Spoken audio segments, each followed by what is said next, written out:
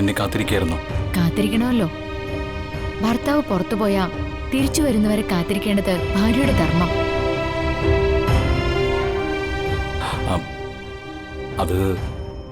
അത് വേണ്ടായിരുന്നു.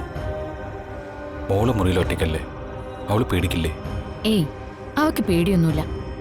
അവള് സുചിത്രേട്ടത്തിയുടെ മുറിയില് ഗോകുലിന്റെ കൂടെ കിടന്നു. ഭക്ഷണം കഴിച്ചോ? ഇല്ല. വന്ദന കഴിച്ചോ? ഇല്ല, ഞാൻ കഴിച്ചില്ല. ജഗനും കഴിച്ചു കാണില്ലെന്നറിയാം. വാ, നമുക്ക് കഴിക്കാം. വന്ദനെ, എനിക്ക് വിശപ്പില്ല. അതൊന്നും പറഞ്ഞ പറ്റില്ല. രാത്രി ആഹാരം കഴിക്കാതെ ജഗൻ കിടന്നാ എനിക്കത് സങ്കടാവും. വേഗം ചെല്ല്, കൈ കഴുകിട്ട് വന്നിരിക്കെ. എനിക്ക് വേണ്ട വന്ദനെ. നല്ല ചുട്ട പപ്പടവും പൊടിയേരിക്കഞ്ഞിയും ചമ്മന്തിയും ഉണ്ട്. ജഗൻ ഇവിടെ ഇരിക്കെ, ഞാൻ പോയി എടുത്തിട്ട് വരാം.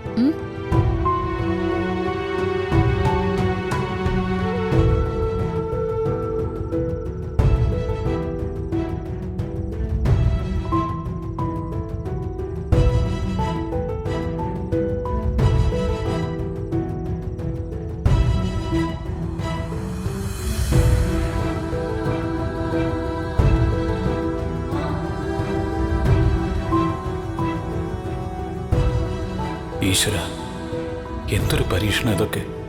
ഞാനാണ് രാജു മേനനെ കൊന്നെന്നറിയുമ്പോൾ ഇതൊക്കെ മാറും. നാളെ നേരം വിളിക്കുമ്പോൾ എല്ലാ സത്യങ്ങളും ഞാൻ വന്ദനോട് പറഞ്ഞിരിക്കും.